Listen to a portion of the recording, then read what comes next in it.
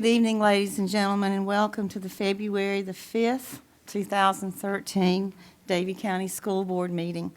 Before we begin, I want to say thank you to Chad Fuller for taking over last month. He did an outstanding job, and I really appreciate it. I also want to take the time to thank the nurse at the screening scan center where I was with my mom.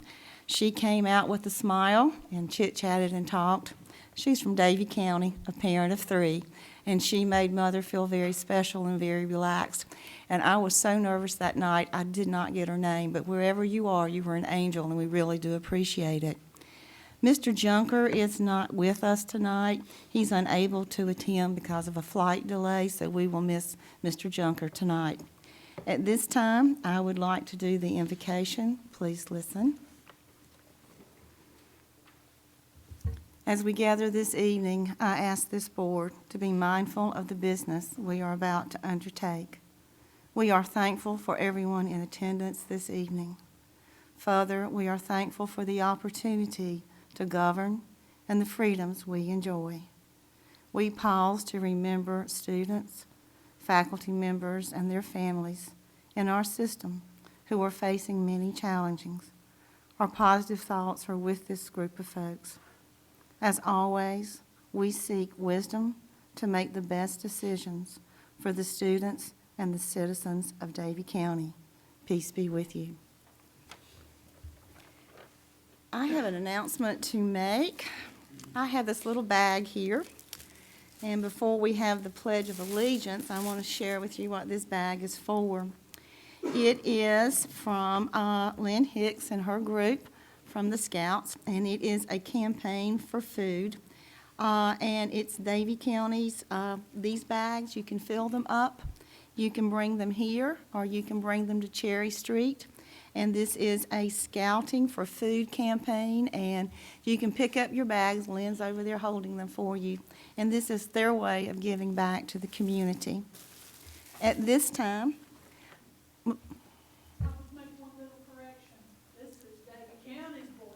boy. Okay.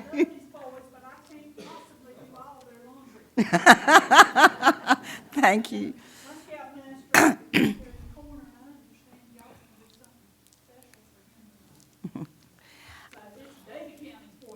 Great, thank you.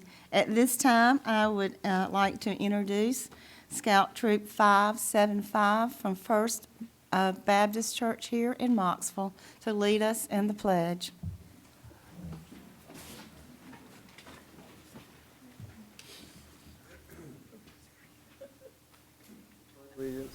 To the flag of the United States of America and to the republic for which it stands, one nation, under God, indivisible, with liberty and justice for all. Thank you.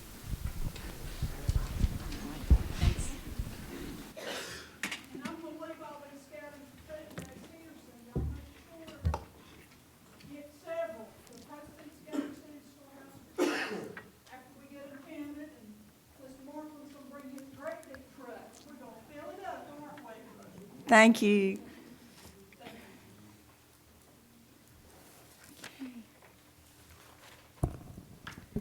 At this time, I need a motion to adopt the agenda. Carol makes the motion. I need a second. Okay. All in favor of adopting the agenda? 6-0. Now we move to the approval of the minutes. I need a motion to approve the minutes of January the 8th, please. Wendy makes the motion. I need a second. Steve makes the second. Is there any discussion? Okay. I'll call for the vote. All in favor of approving the minutes as stated, a show of hands. 6-0.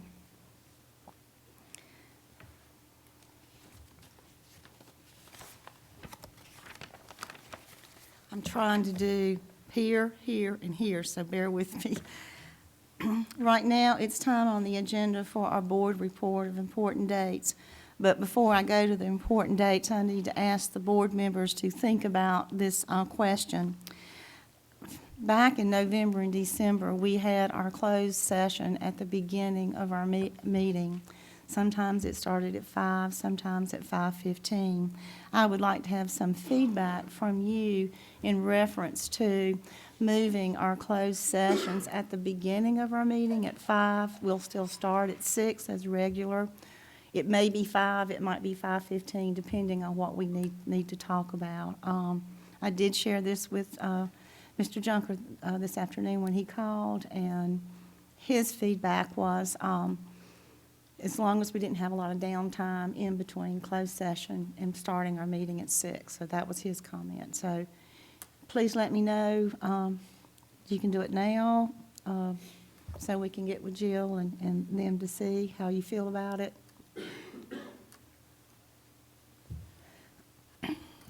Well, I don't mind speaking on to that now. I am perfectly fine with that idea as long as it does not interfere with anyone else's work schedule. I mean, I'm retired now, so that's easy for me. I think one of the positives is if we go into closed session early, it keeps us right on task. We know we have to get right back out. Now, there are some occasions when closed session goes longer, so I'm assuming we would have the opportunity to go back into closed session if needed.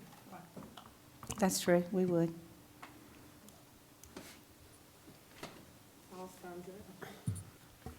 Two thumbs up from Paul. I'm good with that. That works for me, but I mean, however it works for everybody else is okay, but I'm good with that. It works fine for me. About 5 o'clock is about as early as I'd want to start, though. Thank you. We'll get with Jill and Dr. Hartness and see what we can start doing. And we will look real closely to see what's on the agenda for closed session so that we can either schedule it starting at 5 or 5:15, depending on what we have on the agenda. The next is the important board dates. And I'm just going to spend time on February. We have the dates for March and April as well as May. I think the only thing we don't have in April is Character Education Night, but we'll have that pretty soon. And we are so fortunate that you can go online and see all the activities that we are doing with the board docs that we have now. So this is there for you to review. Tonight is our board night. Tuesday the 12th is our spelling bee here in this room at 3:45. A very, very important meeting, February the 19th, which is a Tuesday evening. It starts at 6 o'clock here. It is the workshop here it's a work session for the board. Our architects will be here with the plan, with the cost, and they will present that to us on the 19th at 6. As you know, our board meetings are taped so the community can see it. And we are also working and looking at trying to schedule some community meetings after we have seen this plan to see so the entire community can hear it. So that is the 19th at 6 o'clock. At 11:15 on the 20th, we will be touring Ellis and having lunch. We've been doing that this year, and that's proved to be very beneficial for the board to be into the school sites with the children, with the teachers at lunch, and visiting with everyone. On the 26th, we will begin our advisory council meetings. We will start with Pine Brook, William R. Davie, and North Davie Middle, and we'll be meeting at Pine Brook. We start those meetings at 5:30 to 8.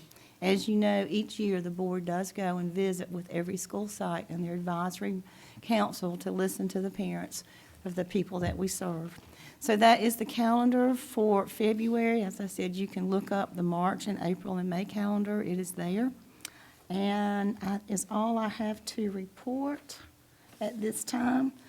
And I'm going to turn it over to our superintendent. Thank you, Madam Chair. Good evening, everyone. Tonight, we have later on our agenda to talk about our 5-year strategic plan. And I'm really excited that Dr. Price will be with us in a few minutes. He's in transit right now. There have been hundreds of hours spent with our staff and our community developing a 5-year strategic plan, and we're excited to present that to you tonight. We are really setting some high expectations for the future of Davie County Schools. Chairman Owens mentioned that February 19th we'll be having a work session here. We have been diligently working with our architectural firm on schematic design for a new high school in Davie County, as well as a repurposing options for the existing high school campus. So we look forward to February the 19th, sharing that with the Board of Education and some cost estimates as well, and planning some other opportunities for the community to see what those plans would look like. We've dodged some winter weather so far. It's been good. Recently, we had a situation where we had to dismiss school early at 9:30, and I know that kind of wreaks havoc on everyone's plans. Our goal is always to make one call, either the night before or definitely by 6 o'clock the following morning, and to make a decision about what time we should close. Unfortunately, that plan just didn't work out this past time. We were scheduled to close at 11 a.m. based on all the weather forecasts and data that we had. But the storm came through a little earlier, and we had to close at 9:30. And I want to thank everyone who adjusted their schedules and picked up children early. Anytime we have weather that could put our students or staff in jeopardy or their safety would be jeopardized, we have to adjust. It's rare occasions, but appreciate everybody working with us. And as a reminder, board and community, if we miss a day of school, our calendar calls for a makeup on Saturdays, if that's possible. So we'll just keep that in mind. Hopefully we won't miss any more school days. By the feelings of my allergies today, I think spring's around the corner, so I hope that's the case. Last Monday night, I attended a pretty exciting event at Davie County High School. Noel Grady Smith and Jenda Haynes put together with their staff a parent forum and a parent meeting for our STEM Center students. And we had a panel of 4 business professionals from our community to come out and talk with our students about what life is like in the business world and as a professional, and the skills that they're learning in high school, how important they are when they become a professional later in life. And it was pretty inspiring, and I just want to say thank you to Noel and Jenda and our STEM teachers and our business leaders who came in and shared their expertise with our parents. Gave our parents a great opportunity to provide feedback to us about what's working, what could be adjusted, and how we can really take STEM to the next level in our community and in our high school. So congratulations on an outstanding job there. I had a meeting last week with our state superintendent and a group of other superintendents across the state, and we talked about some of the statewide initiatives that are going on that some of you may have read about or heard about through emails or through the news. And I just want to give you an update on a couple of those. You may have heard some about the General Assembly's new A through F grading system for public schools in North Carolina. This will be the first year, at the end of this year, all public schools in North Carolina will receive a grade A through F. The method of determining how that grade comes about has not been fully decided yet. So as soon as we get some more information about how that grade will be determined, there are some drafts out there. I'm sure that we can have Aaron come and talk to us about what components will be used in the A through F grading system. What we do know this year right now is that we have a whole new curriculum that's being implemented, the Common Core and Essential Standards. We have all new assessments. So this will be a benchmarking year for the new curriculum and new assessments. And I think from what I've seen so far, it really has raised the standard in North Carolina public schools, and that's a good thing. We also received an update on common exams or measures of student learning, and we implemented those at Davie County High School after first semester. There were lots of questions, lots of concerns about the time restraints of that test. It was the first time the test had ever been administered in North Carolina across a lot of different courses. So we heard some concerns and some anxiety among students and teachers about that implementation. We are having an opportunity to share some feedback with the state, and they're gathering feedback from across the state. One of the biggest pieces that was a concern was the time limit of the test and the amount of work and questions that were in the test in the amount of time that they were giving. So there will be some adjustments to common exams at the end of second semester. The state has listened to our concerns, and we'll continue to give them feedback on how to make that a better tool. The common exams are part of a new initiative to tie student learning and student accomplishments and accountability to teacher performance. So after teachers who have administered measures of student learning for a 3-year period, and there's 3 years of data, then those data will be linked to their evaluations. So that's what the purpose of these exams were to begin with. But our students are taking the same types of exams as students across the state in these courses. We'll also be hearing a lot about a new technology platform that the state is implementing called Home Base. And Home Base will be rolled out later this year with a big change coming this summer in our student information management system. We've had SIMS in North Carolina, we've had NCYs for a number of years, and all of our student information management system will be converting to a product called PowerSchool. PowerSchool is a Pearson company product. It's used all over the country, different parts of the world. It will maintain our attendance records. It will maintain our student courses. It will maintain student grades. It's a pretty big product, pretty big rollout. It will have a parent component so parents can keep up with the academic progress of their students. Home Base will also include an instructional improvement system that will be a repository of resources for teachers and educators to access. It's pretty exciting, but it's also a really big project. So there will be a lot of staff time and energy into learning how to use this new tool as we move into next school year. The last thing I want to share tonight is the Board of Education adopted a redistricting plan in January, and we're in the process now. This week, letters will go out to the parents whose children are affected by that new redistricting plan and new attendance boundaries. There was a committee of, I believe, 25 folks from around the county, Jeff, who were a part of developing the redistricting plan. There were parent representatives from our schools. There were staff members who started last January on this process, and we brought several presentations to the Board of Education about that. Out of our 6,500 students, one of the goals was to affect as few students as we could without upsetting the apple cart, but I think it affects around 130 students. So notifications to those parents will be going out later this week, and along with that notification will be instructions on how to request a reassignment if you have a specific hardship. We will gather those through the end of March, as we do each year for student reassignment. Once we gather those and have those together, starting in April, staff will begin reviewing those requests for reassignment, and we will make some decisions administratively on those reassignment requests. If parents at that point do not agree with the administrative decisions, they would then have an opportunity to appeal our decisions to the Board of Education. But those communications are going out this week. We have posted all of the maps of our attendance zones, both the old maps and the new maps, to our website. So that information is out there if folks want to see that. But I want to thank Mr. Wallace, all the staff who worked on this. They really have come up with a good plan that I feel confident will help us to better balance our schools and use our facilities more effectively. We've also provided the overlay of the maps to the County of Davie so that they can be included in the GIS system when folks look up tax maps or tax listings. So that's where we are, folks. That's my update. Thank you, Madam Chair. Thank you, Dr. Hartness. A lot of work has transpired in the past couple of months, always ongoing. At this time, I'm going to turn this over to Stephanie for special recognitions. Where's Stephanie?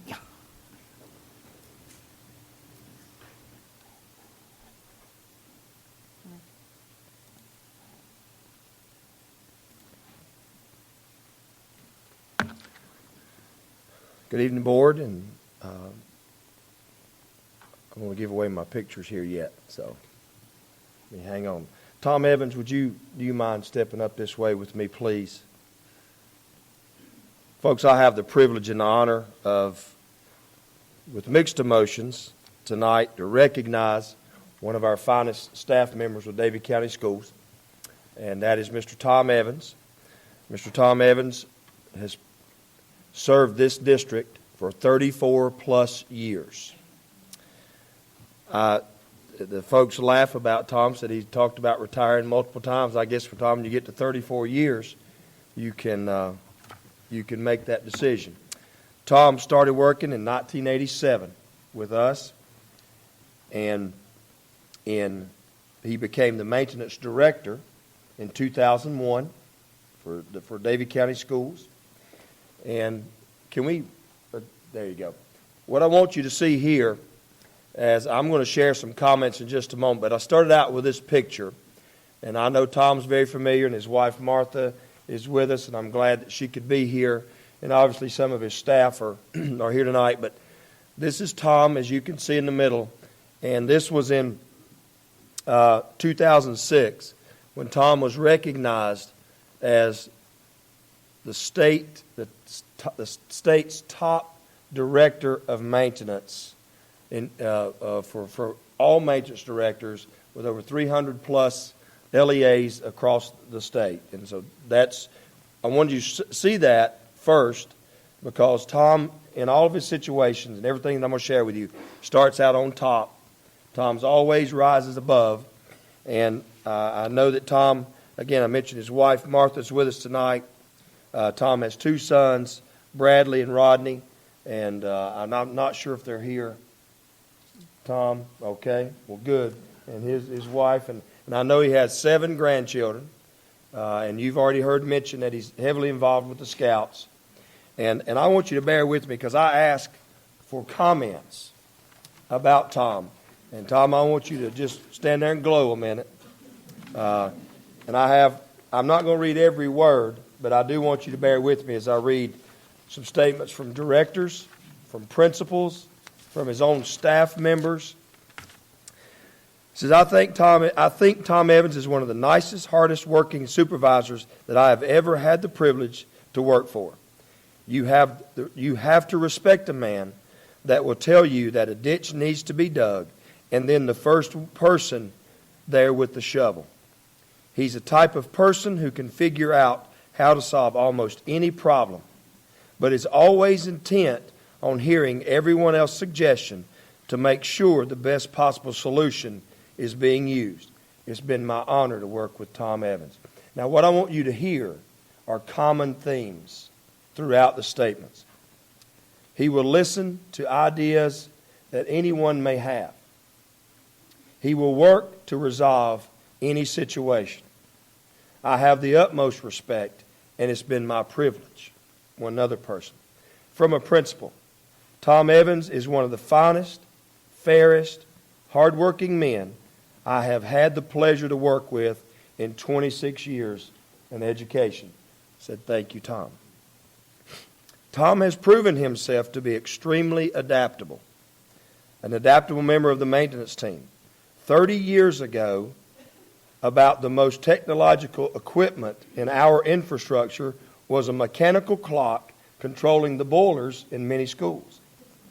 Now, those clocks with their pins and stops are near antiquated or near antiques.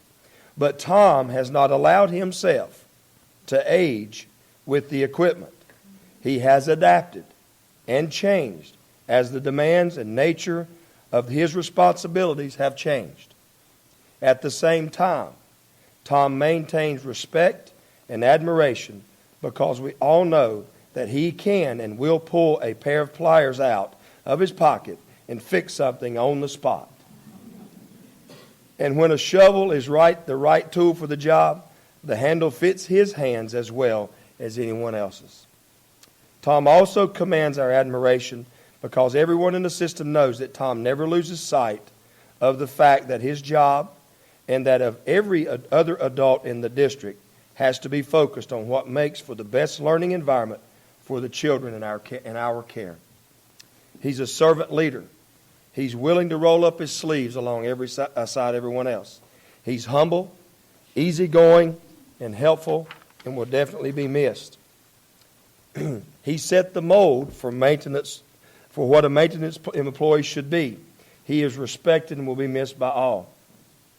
He has many desirable characteristics that anyone should admire and strive to achieve. There is no doubt in my mind that when he climbs in his truck at the end of the day, he rolls up the windows and yells at the top of his lungs. But in front of his team, he never once showed discontent, disappointment, anger, and a laundry list of other negative emotions.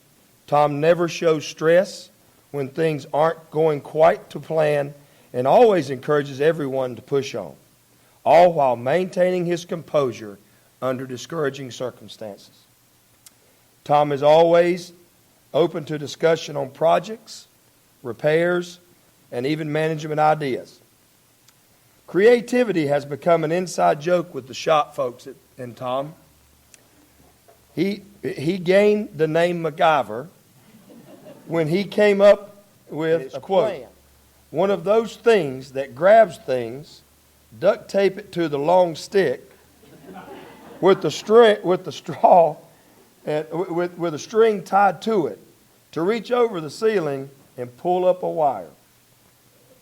And then his long assistant, Michael Spillman, who's obviously in the audience, he looked over at him and said, "Hey, MacGyver, a straw and some chewing gum with that?"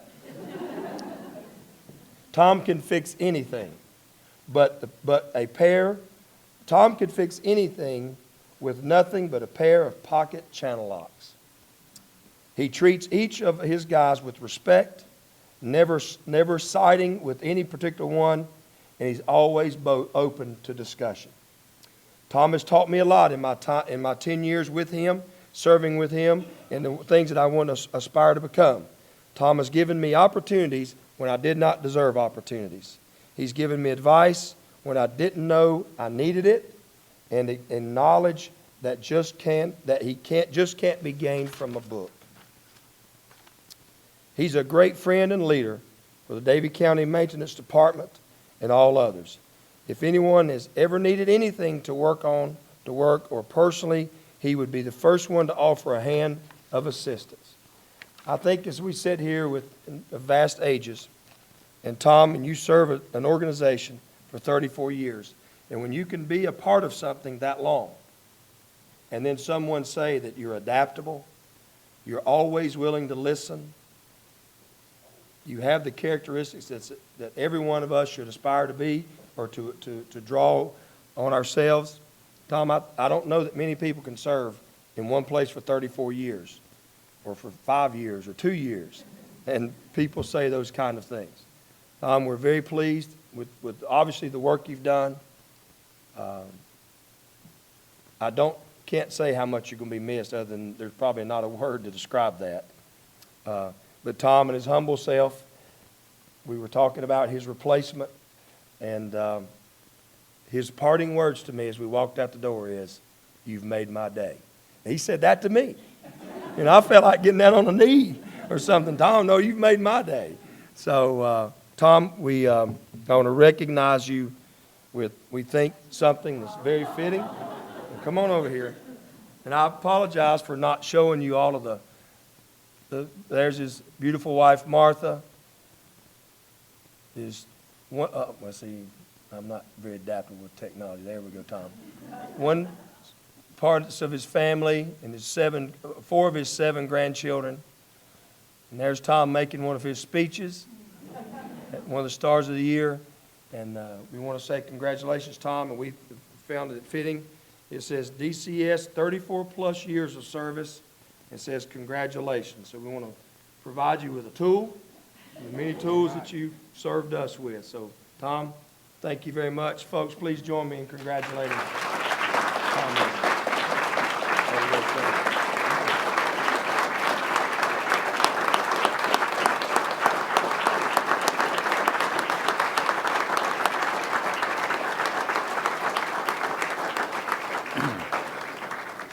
I'd just like to say thank you very much to everybody. I think that if I had to do life all over again, I'd pick the same job. I've had a wonderful time working for Davie County Schools. I hope Davie County Schools will continue to grow and prosper. I love Davie County Schools.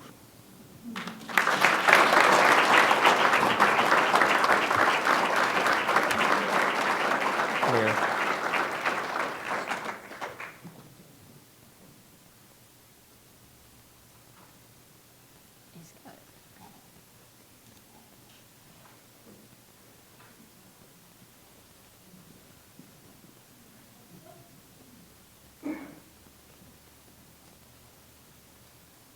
While Tom is sitting down, I need to say something from a principal's perspective.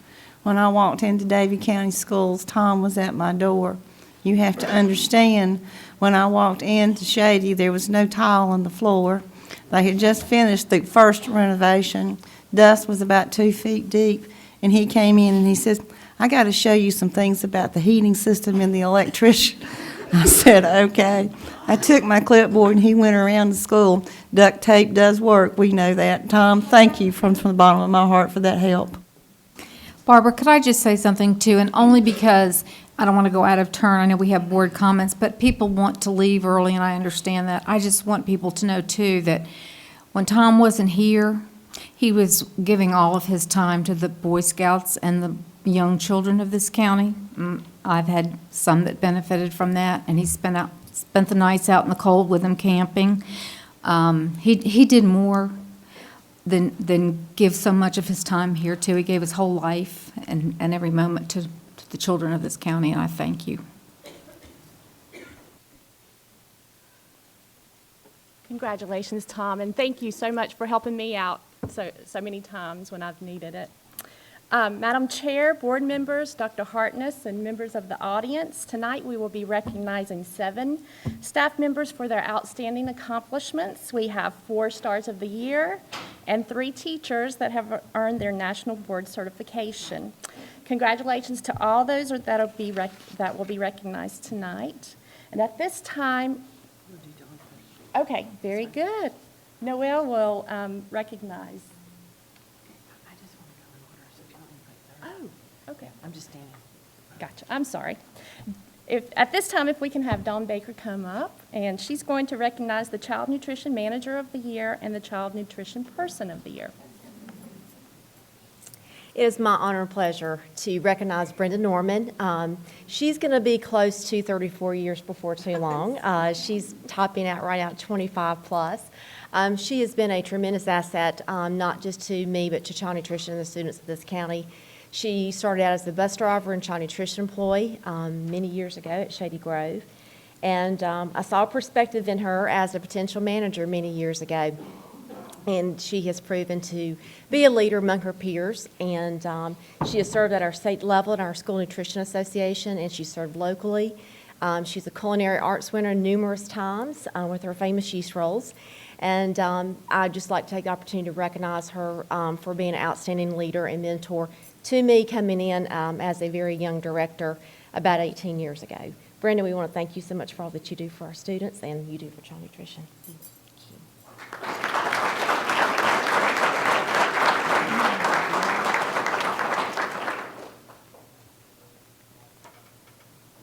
And on behalf of the Davie County Board of Education, my buddy Brenda, thank you so much. We all appreciate all that you give. She gives not only to her staff, but she gives to the students so much. You always see a smile on this lady's face when those students come through, and she taught me well as a principal. Thank you so much.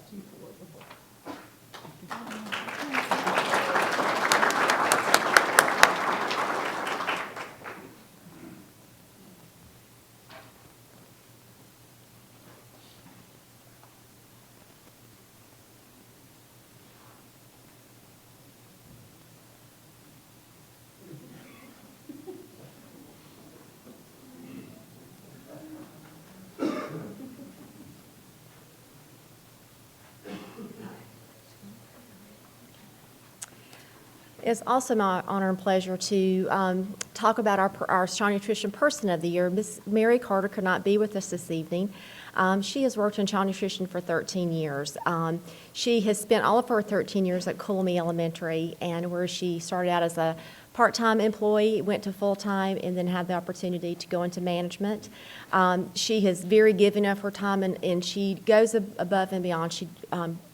She works in her community. She helps with her family in raising grandkids. She loves those children at Coolamy. There's not a thing that she wouldn't give or do for them, and for that, that was one of the reasons she was nominated and selected as our Star of the Year. Mary Carter.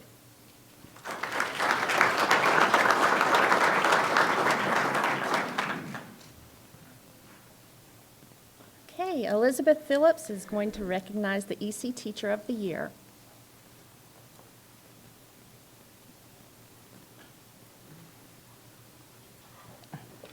Madam Chair, members of the board, Dr. Hartness, it's my pleasure tonight to introduce you to the Exceptional Children's Star Teacher of the Year, Eunice Smoot.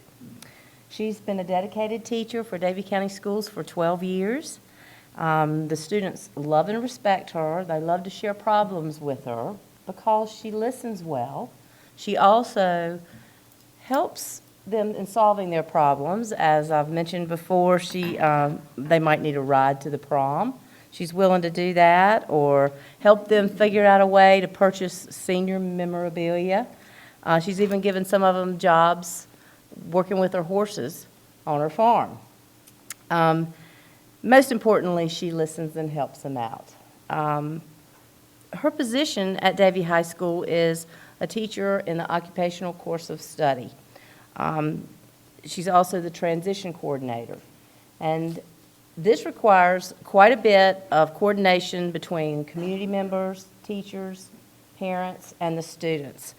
She helps them get over 300 school-based vocational hours a year, not a year, during the program, 240 work-based vocational hours, and 360 competitive employment hours.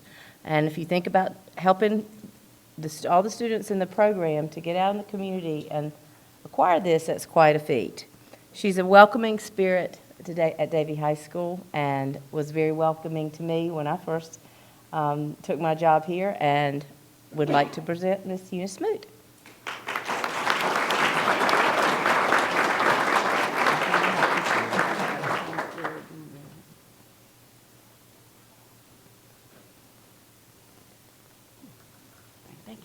On behalf of the Davie County Board of Education, I'd like to thank you for all that you do and congratulate you on your recognition. Thank you.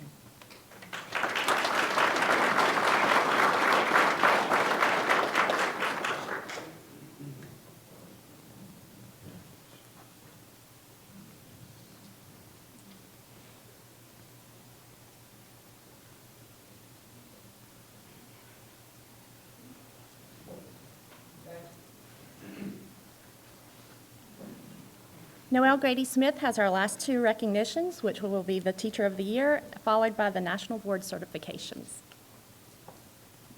Thank you, Stephanie. Good evening, everybody. I'm very glad to be back with you, and I have this very special honor of recognizing a teacher who has put 100% into the job, Karen Martin. I introduce to you a true North Carolinian. Karen and her husband, Jonathan, grew up in Mount Airy. They have 3 terrific children, Tanner, Kerrigan, and Jace, who all attend Davie County schools. Karen graduated from UNC Charlotte as a North Carolina Teaching Fellow, always a good start. She earned her master's degree in library science at Appalachian State and has a future goal of adding licensure in instructional technology to her impressive resume. Karen has been teaching for 20 years and all in Davie County schools. She currently calls Ellis Middle School home and really is happy to be there. Basically, Karen has been a teacher since she was a young child, holding cousins' school at the kitchen table. Though she loves technology and introducing it into many of her lessons, she believes that authentic learning that takes place when the student has input in the direction of the lesson and how they will actually show their mastery and skill and content is the most important part. Karen teaches in the Great Transition Year. She teaches 6th graders, guiding 6th graders at Ellis to know and understand themselves, to figure out what their gifts are and what their dreams are. Then she builds confidence in their ability to learn, to question, and to lead. Being selected as our Teacher of the Year means a great deal to Karen as she holds up the mirror, catching the reflection of all those personal mentors and great teachers and leaders who stand behind her, shaping her successful career. The high caliber of the teaching force in the Davie County schools brings to mind how very special this honor is as well, and how very special our 2012-13 Teacher of the Year is. Congratulations, Karen. You deserve every moment of this recognition, and I have some advice. Keep practicing your royal wave and your contagious smile as you drive in your splendid Everhart Honda Accord Teacher of the Year car.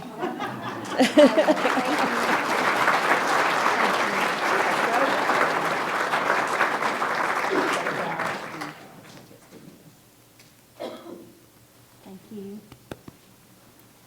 Karen, on behalf of the board, we'd like to present you with this certificate. We appreciate your love and dedication to the students in this county. Thank you. Thank you. Congratulations. Thank you.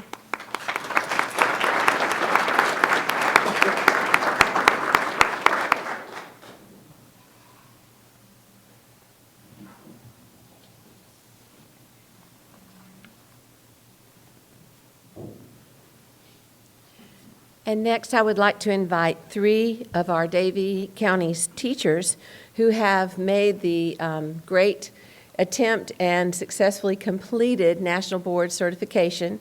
This is equal to 10 credits on your licensure. That is equal to 100+ hours of work. And I would say that each person would say, yes, more than 100 hours.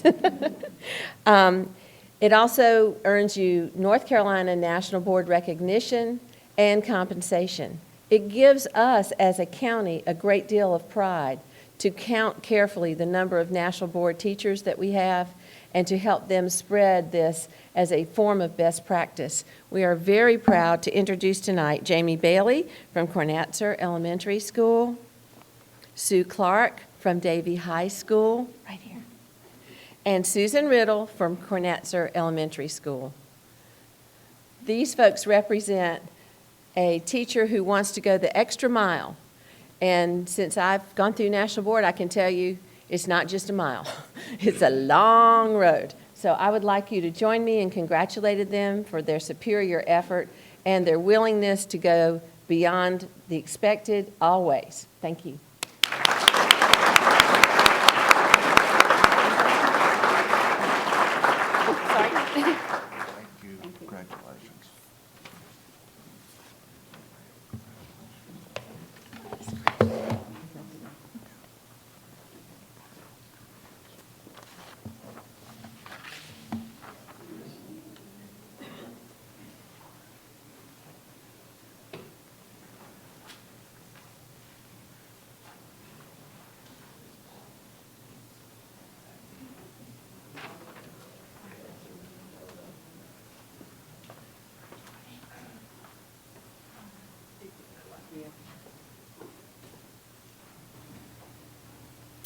I'd like to say congratulations to each of you.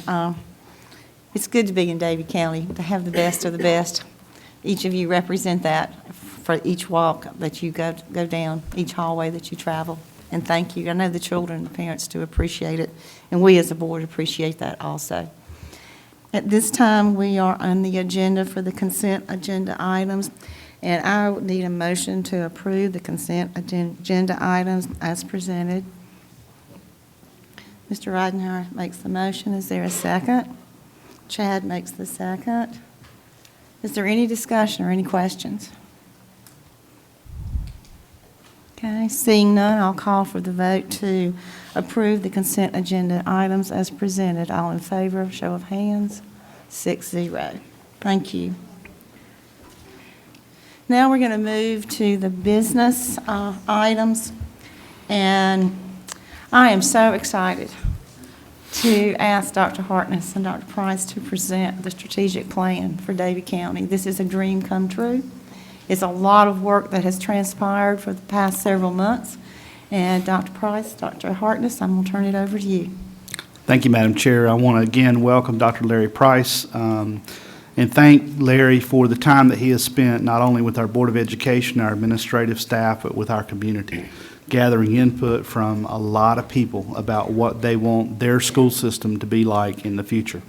And Dr. Price, we've spent a lot of time together talking about the feedback we received from the community and developing specific goals and strategies to move our district forward and to really set some high expectations for Davie County schools. So we welcome you back to Davie County from Wilson, North Carolina, and look forward to you sharing the results of our hard work with the Board of Education and our community. So welcome, Dr. Price. Thank you. Pleasure to be here. You all again. A little while.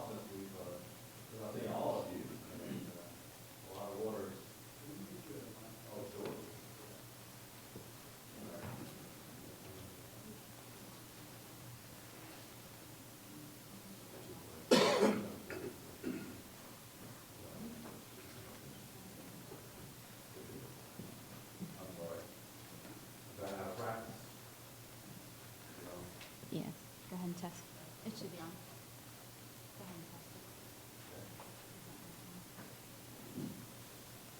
it's a pleasure to be back with you and to have an opportunity to share with you the work that your people have done. My job has been to facilitate this process. Whoa. And it's been fun. I honestly have had a lot of fun doing your strategic plan.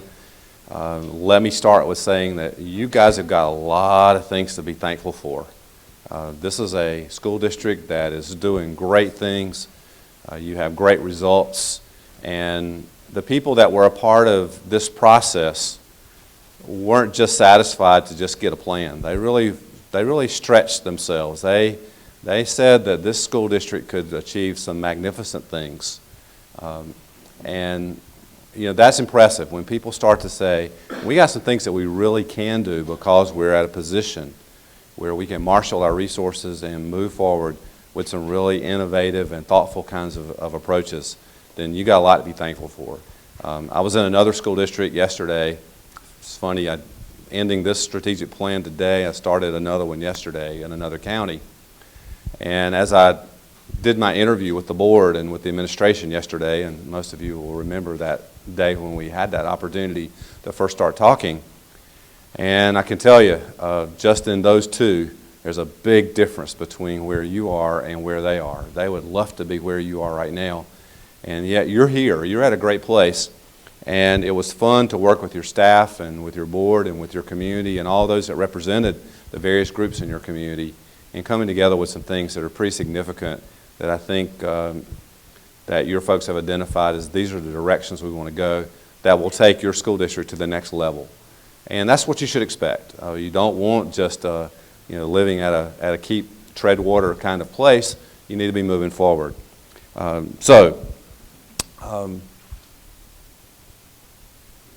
Ready to go. So I want to just walk you through some things. All right. They're changing me again. All right. I'm good.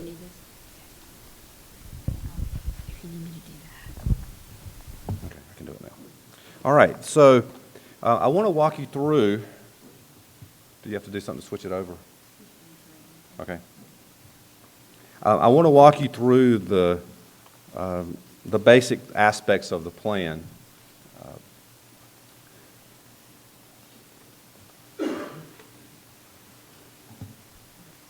There we go.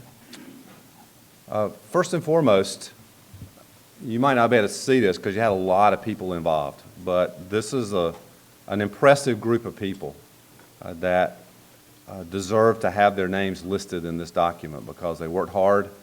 They put forth a lot of thought and energy into making this work. You can see you've got people from school administration, from principals and students and board members and commissioners and Davison Community College, faith-based leaders, teachers, teacher assistants, local government, parents, and community. Wide array of people that came together. And this was a group that didn't all agree on every single thing. They worked hard to come to a place where they felt like that together they were making Davie County Schools into the very best place that it could be. One of the first things that we do after we spent time with you and collected input and your thoughts and vision and that of the administration and received some input from a number of citizens through our collection of information, the very first thing in the team meeting that we did was to develop a vision statement. And most people would think that should be a pretty quick thing. Well, I think almost 3 hours into the first day, we were still having some good debates going on about what was the vision for this district for the next 5 years. And as they struggled along, sometimes, it's kind of fun. You like to get it done. We're instant gratification folks. Let's get it done. Let's get the results right now. But I think those that were in the process would agree that the process itself worked well for folks to sort of labor over what the wording ought to be. And ultimately it came down to Davie County Schools will be the national model in creating excellence. Now, that's a pretty lofty vision, to be the national model. But as I told you a few minutes ago, you got a lot of good things going on in your district, and being at a place to have that conversation is a really good place to be. And you should celebrate that in a huge way, because not everyone is at a place where their next level of work can be to move to a loftier level. But the national model in creating educational excellence through innovative and personalized experiences. The vision statement is a will be. It's a future place. I said to folks, you know, even the Bible teaches that those without vision, the people will perish. Got to have a vision. You've got to know where you're going. If you don't, any road will take you there. So you've got to know where you're going. And this is an impressive vision statement. And is it out of reach? Well, I don't know. Will it stretch you as a school district and as a community? Absolutely. And that's where you should be at this particular point in time. And then the mission statement is part of the wording of how you will accomplish that vision.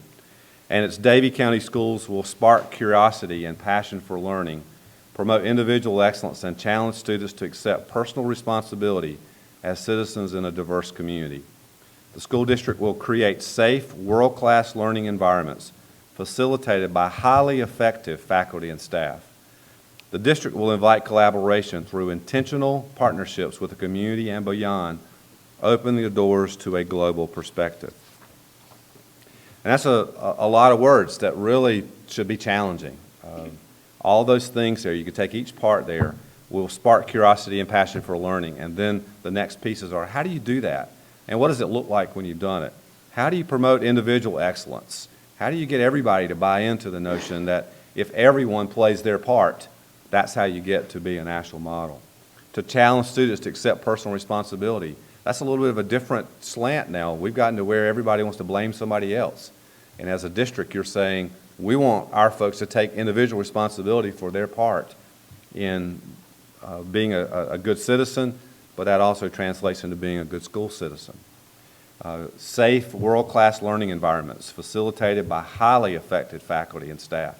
I mean, you're not accepting just average teachers. You want a whole county full of nationally board certified teachers. You're setting a standard that will challenge people. And I think that the last part is an invitation of your school district to the community at large. We invite you to be partners with us. We want you to help us. We can't do this alone, and just like we all know about the old African proverb that some of us have heard, it takes an entire village to raise a child. It takes an entire community to have a first-class national model school district. You know, a lot of what drives us in the things that we do are the things that we believe and hold sacred, the things that we place value on. And part of what should drive a school district are the things that are important. And at the top of that list, I think, is so important. These are not in rank order, 1, 2, 3, 4, 5, but the way it shook out that day was the respect had the most blue dots, I think it was, on the board over here that day. The most significant thing to the 50 people in the room was that this place, this school district, this community have a high level of respect for each other. And even if there's disagreement, that it's done in a civil way. Respect being very, very important. This team that developed this strategic plan believed that dedication and commitment were absolutely important. That everybody needs to be dedicated to this. And we know the work is hard, and you know, it's harder than ever for your teachers and your principals and all that. The challenges they have in front of them are significant. But you're either going to stay where you are or you're going to move forward. I had a school board member where I was superintendent, and he said, you're either green and growing or you're ripe and rotting. So you're either going forward or you're going backwards. There's not any static state where you can get and say, we're here and this is where we're going to stay. It won't work that way. Teamwork, collaboration, and relationships. This school district, as I said a moment ago, in the mission statement, believes that everybody has to work together. And even if you disagree, there's ways of doing that, but you got to work for the common good. And the teamwork and collaboration and the relationships are extremely important values in the school district and those people in the room said in the community as well. Integrity. Everybody believes that folks ought to be honest, that they ought to be true to themselves. And if everyone were true to themselves and were honest with each other, then again, even if you disagreed, you could have honest discussions about things and talk about them from the right perspectives. And they believed that that was really important to moving forward. And then the last one is probably one that could have been at the top of the list, which is high expectations. And it doesn't say high expectations of any particular group. So that means that the high expectations are for everyone. As a board, you have to have high expectations of yourself. As an administration, you have to have high expectations of yourself. As school faculty and staff, you have to have high expectations. As parents, you have to have high expectations that your children go to school and they're safe and they're cared for and they're taught to the highest level. You have to have high expectations that students will perform at the very highest levels, not just enough to get by, but at the very highest levels. Because you can't be a national model of excellence unless everyone's performing at a high level. We went through a long process of identifying lots of information or sharing a lot of information about your school district. Lots of data was shared. Your staff members shared information about the successes that they're having, and they also shared the challenges and the wishes that they had for how you make things better. We went through a process called a SWOT analysis where we identified all of the strengths and weaknesses that are in the school district. They are internal. We also identified the opportunities and threats that are external. And the whole notion of strategic planning is how you take your strengths and address your weaknesses, and how you take your strengths and take advantage of your opportunities, and how you take your strengths and address the threats that exist in your community. So at the end of all this, we go through a process where this group identifies the priorities. What are the things, the big rocks that have to be addressed over the next 5 years? At the top of that was world-class teaching and learning. Those two don't necessarily go together, not unless you make them go together. You can have teachers doing their best, but if students are not meeting them at the right place, then you don't get the maximum efficiency from your teaching program. But world-class teaching, imagine what it would be like for your district where every single teacher was along the notions of a nationally board certified teacher, and they were deemed by almost anyone, almost everyone, as an excellent teacher. And imagine how it would be if world-class learning was what your students were about. They were about grabbing hold of these opportunities that education provides them to change the trajectory of their life. That's what education has been about in our society for all of the past 250 years. It's been about let's be the very best that we can, and let's keep pushing forward. Highly effective and inspired educators and staff. It's tough to be an educator right now, like it is in a lot of places. Teachers are dealing with a lot of things. They've got a lot on their plate, and yet they can't let themselves drown in that. They have to keep moving forward. They have to be inspired. And you had teachers in this group that was identifying these things, so their voices were there. But highly effective is not just be satisfactory, it's highly effective. Again, the whole notion was pushing to a higher level. Enhanced educational environment. There was a lot of discussion through all of the meetings that I had and all the information I received about the conversation that you're having in your community about facilities. And one of the things that kept resonating through the whole conversation was, if we don't have the right kinds of educational environments, it's hard to be a national model. And I don't weigh into whether you need something or don't need something as it relates to school facilities. That's not my job. But my job is to say that people in this planning process believe that that's a major issue that has to be resolved, that is perhaps an impediment to you being able to accomplish your vision. But they have some strong plans, I think, for how that might be addressed. Parent engagement. Parent engagement is extremely important. You could talk to almost any teacher, almost any principal, and they would tell you that it's paramount that children, they see it. When children come to school, from homes where parents have sent their children to school to get a good education. Those kids usually do. I was telling the folks in another county last night, I remember where I was sitting when my dad told me the day before school started. He was an 8th grade dropout, incidentally. But he said, all right, boy, when you go to school tomorrow, you better sit down and keep your mouth closed. And 50 years later, I remember those words.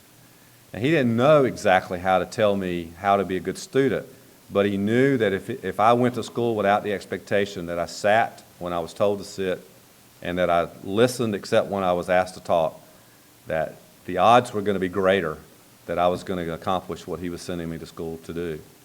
And a lot of times in our world today, parents are not doing that, and it makes it really hard on our educators. And so there are strategies in this strategic plan to try to engage parents in a different way and perhaps get them to be a part of this whole solution because they very much have to.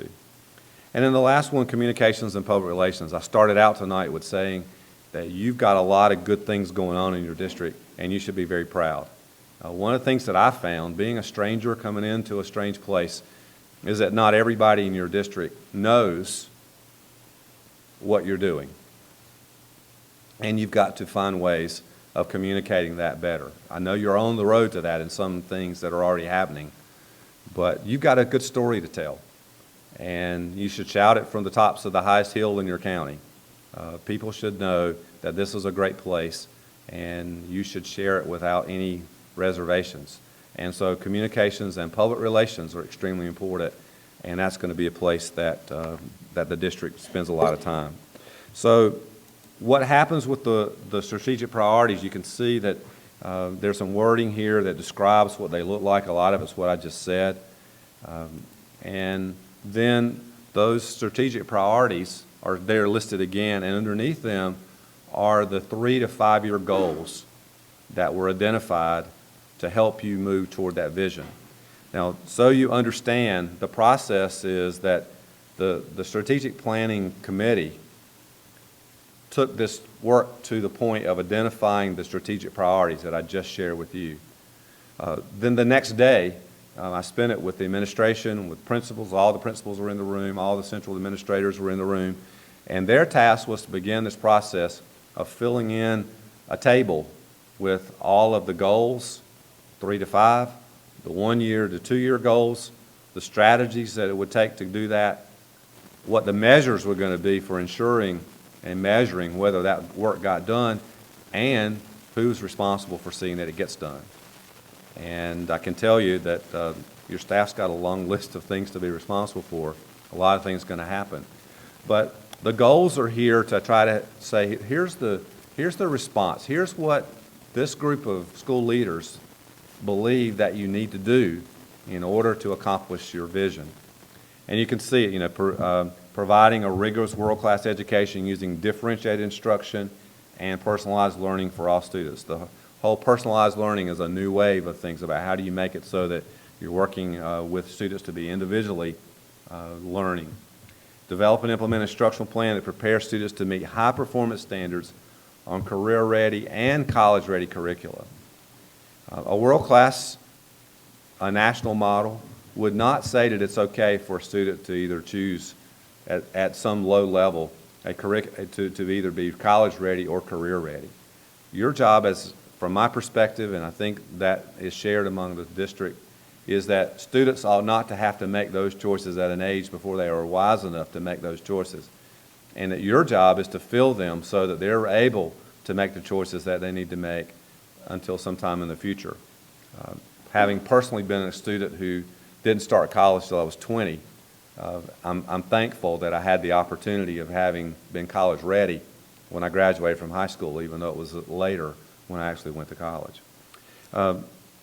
The CCSS is the Common Core curriculum, and the NCES, or the North Carolina Essential Standards. Those are things that are not negotiable. They are North Carolina responses to this nationwide thing with the Common Core, and the Essential Standards are a part of the North Carolina work to replace what was the standard course of study. And so you're saying that you would meet those those requirements. Your school district will determine, see an extra word there, I'm sorry, will determine international measures to benchmark its performance. You will look at not things that are just comparing yourself to the next county and say, boy, we're doing good. That's not good enough. You can find places that you outperform. And you got a lot of those already. But your folks said, that's not good enough. We want to do better than that. We want to be bigger. Monitor the performance of graduates.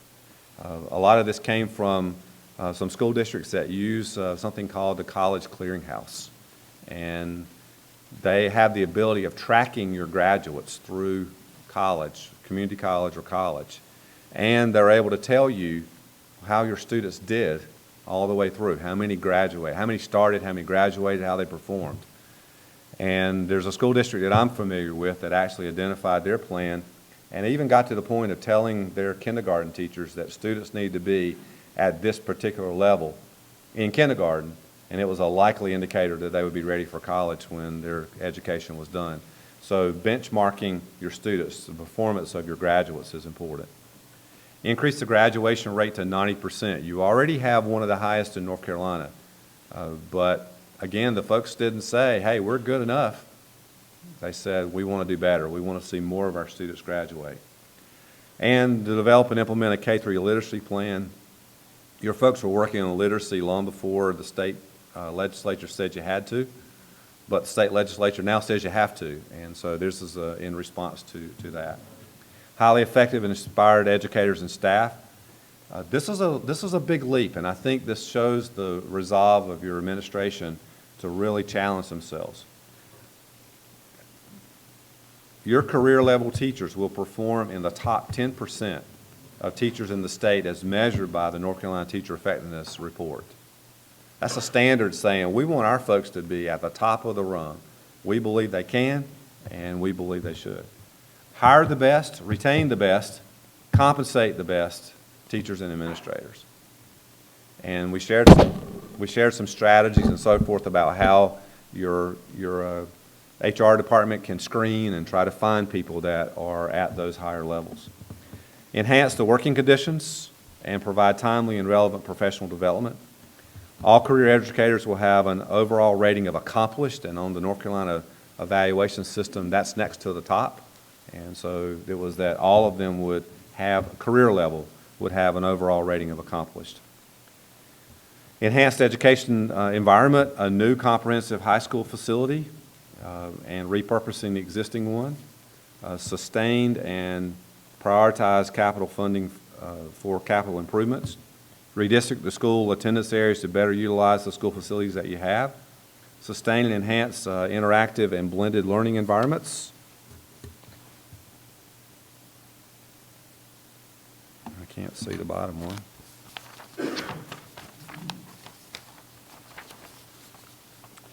And the last one is sustain and enhance interactive and blended learning environments while implementing mobile devices across the school district. So that deals with the technology. Community, business, and higher education collaboration. Cultivate community and business partnerships. Create new and enhance existing partnerships with higher education organizations. Parent engagement. Increase the quality and quantity of communication between parents and the school district. Increase the quality and quantity of communication between the school district and the community. I noticed that it says parents separately because parents are an important target, but the overall community is important as well. Schools and parents working in partnership in achieving school success. And some additional goals are deeper into the document that outline what it is the district's going to do with that.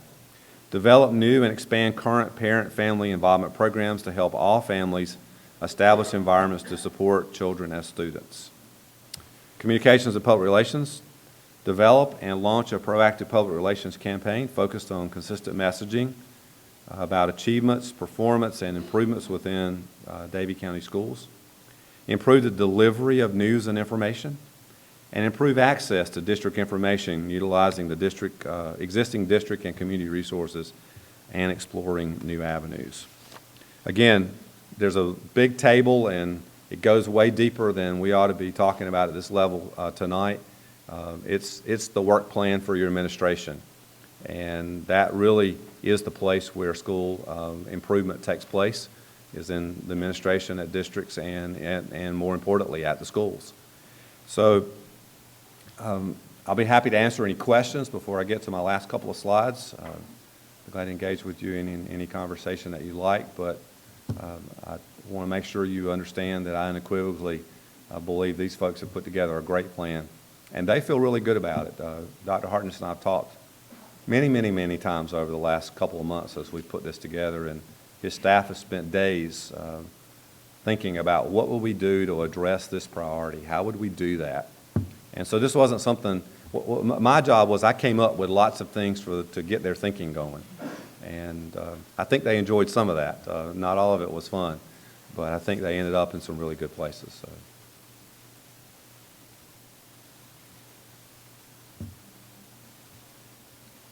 Okay. Well, you know, now you have a strategic plan, and once you have approved it, then we'll put together the final document. It's got to have approved by the Davie County Board of Education in there somewhere. So it's not there yet. And so whatever process you use to address that, board and superintendent, you should do it. Nevertheless, this is a 2013 to 2017 strategic plan. And we are a month and 5 days into 2013, so we got some time to make up already. But the reality is that what's next is you got to start. And notice that this is not a straight line. As a matter of fact, some of the letters they got lost between Wilson and here. Because in the PowerPoint in Dropbox it was there, but something happened. Anyway, so this says strategic plan, and again, you notice that it's not a straight line. It's a crooked line, because there will be some places and you run into things and you say, my goodness, what do we do with this now? And yet, toward that vision of the national model in creating excellence in education. You know, as part of the possibilities, I look forward to continue to work with your district in reassessing where you are. This is a dynamic document, and as we looked at in the proposal, I'd love to be able to facilitate what do we do, look at this a year from now and say, where are we? What needs to be changed? Where have we had success? Where can we accelerate? What have we found that we need to address that we haven't yet addressed in this plan? But unequivocally, it's been a pleasure to meet you all and get to work with you in your district. And you got a lot to be proud of, and I'm glad to have been able to be just a little part of this whole process. Thank you, Dr. Price. I'd ask the board if you have any questions for Dr. Price or me about the plan and the work of our staff and community.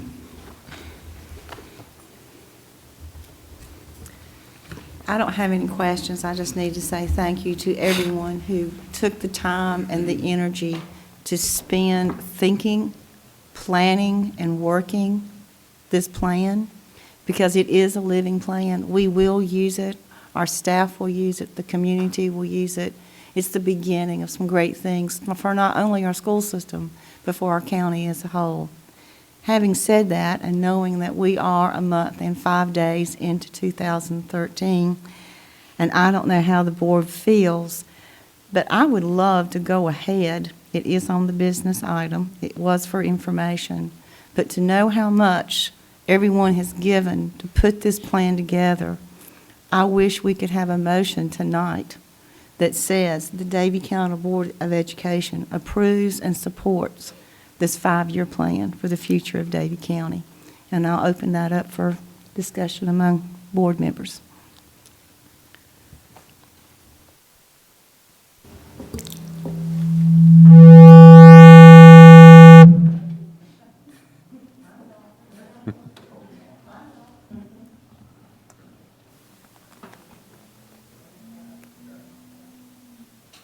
Right. Is that okay? Well, I too would want to thank everyone in the community and the staff and for Dr. Price, everything. I mean, it's just amazing what you all have put together and the time commitment, I know, for those of you who strictly you're volunteering and giving of your time, so I thank you for that. I spent some time today, believe it or not, after getting into this iPad and finding it, which took me a while, I'm not going to lie, reading it, and it's just so positive, so encouraged. I'm good with going ahead and making a motion to adopt this evening. If other people feel they need more time to, kind of digest this, that's okay with me, but be happy to make the motion that we adopt that. Anyone else?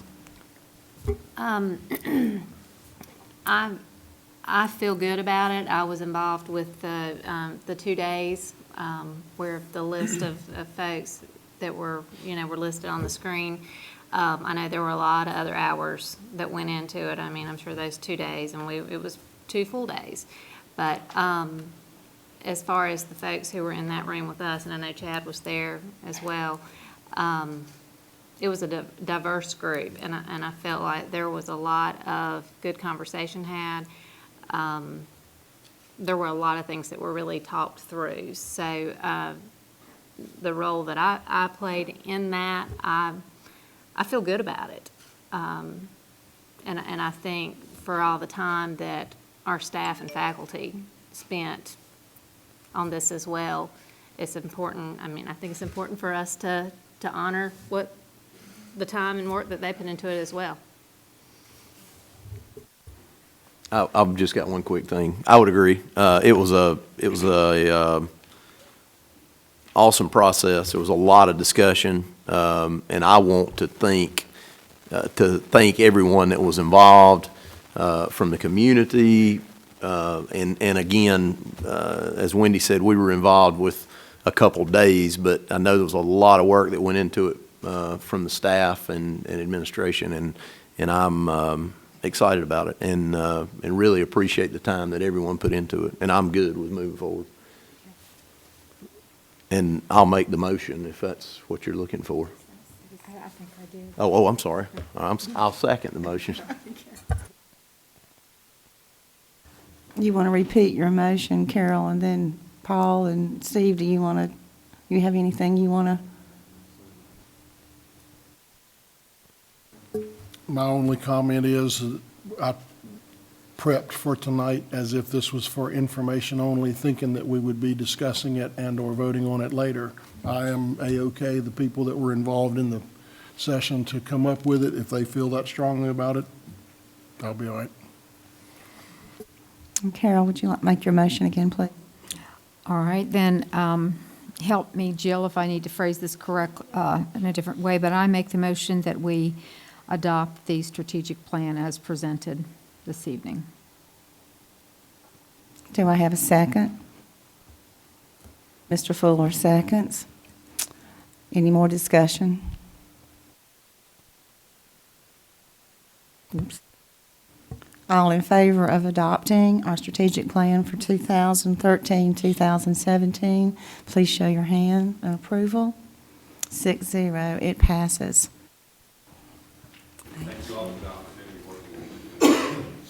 Thank you, Dr. Price, and we'll be posting the full version of the strategic plan to our website and distributing that in our community. I believe next on the agenda is Deborah. Thank you, Madam Chair, members of the board, Dr. Hartness. This evening, I have for your review and adoption the audit contract for the fiscal year ending June 30th, 2013. Last year, we accepted a 3-year fee proposal from Anderson, Smith & Wyke to perform our annual audit. They performed our audit last year, and you have on your iPads the contract for this year with a fee of $28,200.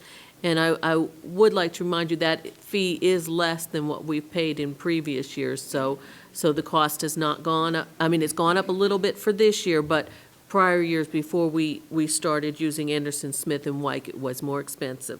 Our recommendation is that you approve the audit contract and fee proposal as presented. Do I have a motion to that effect? Paul makes the motion. Do I have a second? Wendy seconds. Discussion. Do you have any questions of Deborah? Okay. All in favor of adopting, please show of hands. 6-0. Thank you, Deborah. Now is time to turn this over to Ms. Wilson. It's public comment. Thank you. Board members and members of our audience, we appreciate you coming tonight to address the Board of Education on issues that are important to you. The board is anxious to hear from you. What we'll do is I'll call two names. The first name will be the speaker, and the second name will be the person to follow the speaker. If you could come and stand behind the speaker in that area so that we be as efficient as we can with our time. What I'll do is when I announce your name, when you come to the podium, you have 5 minutes to speak. There is a very large, and I can't see it, but I know you can from there, timer that you can see with 5 minutes on it. It's in front of Mr. Wallace. And please make sure that you contain your remarks to that period of time. The purpose of public comment is for you to give us information that's of general information to the board, and we ask you to refrain from discussing specific personnel or student issues. We want to hear from you about that, but we'd rather you respect the privacy of the people you're talking about and bring those to the attention of Mr. Wallace, who's seated at the end of our table, and let him know your concerns there. So once again, I'm going to call two names, and if you come to the podium and when you begin your remarks, please give your address so that if the board wants to respond to you, they know how to get in touch with you. Our first speaker will be James Williams, followed by Aaron Williams.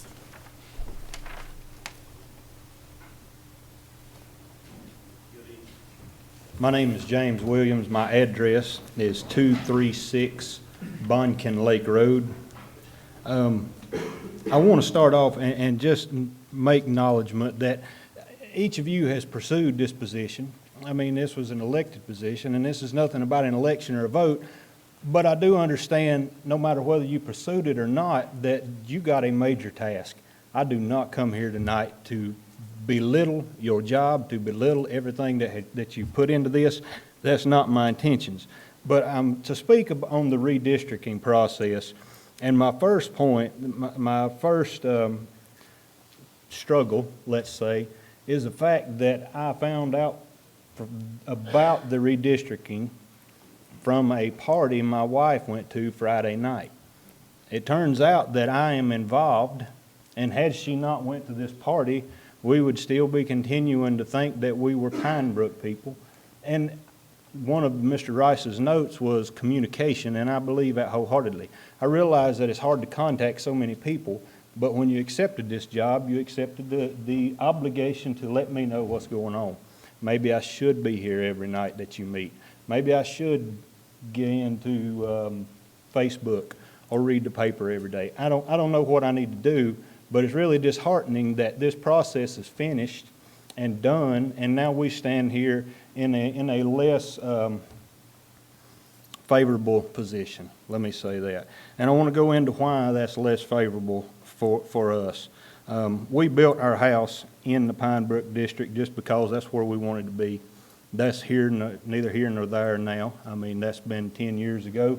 We understand that times change and things change, but we looked in and Pine Brook was the school that we chose. Part of the reason is because we both work in Winston. Once again, that's our choice, our decision. But it's not as in nowadays we can just pack up and move jobs. That's not possible. That's not going to happen. Moving to William R. Davie, I'm going to have to speed up here. Moving to William R. Davie is going to do one thing that also Mr. Rice touched on is parent engagement, parent involvement. We are trying to be involved, and I'm sure every teacher sitting in here tonight and this board can agree that parents who are involved, the students do better. I have a hard time involvement at Pine Brook now, but it's going to ruin. Moving to William R. Davie is going to ruin any involvement that I have in Ethan and Levi as he rises in their schooling. It's going to completely wipe it out. It takes Dad completely out of the picture. It's not something that I have an option to do at this moment.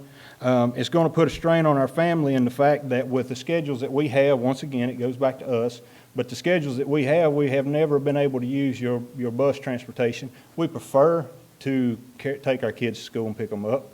We started 15 years ago. Aaron went to part-time so that we would have that option. But now we're going to be driving however many miles in the opposite direction, turning around, coming right back, and that's just part of it. I understand that I signed on to be a dad, and that's just one of the things that I have to do. It's a strain on our family in the fact that I'm going to be losing lunch with my son what few times I get it. I revel in that 30-minute time spot that I get to go and eat with him, and now that's over. And it really is aggravating to me, and I hate to keep harping on this, it's aggravating to me in the fact that I had no say in this before this come to pass. I'm not saying that I could have changed anything. I realize redistricting has to happen. But what has happened is we've took Ethan here, who is a rising third grader, and I'm going to say, and I'm going to brag, a very successful rising third grader, and we've wrapped him up in the things of America.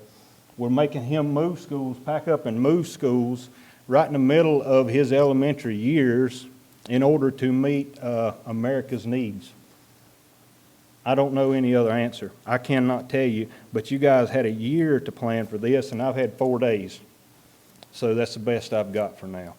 It just seems to me that things could have been voiced to us a little bit better so that I might have had a chance to make provisions that I may still eat lunch with Ethan, that I may still be able to be involved, and I'm completely out of time, but I just want you to know that I'm probably going to be in touch with you guys since I've run out of 5 minutes here. I will be in touch. But Mr. Wallace, I thank you for calling me today.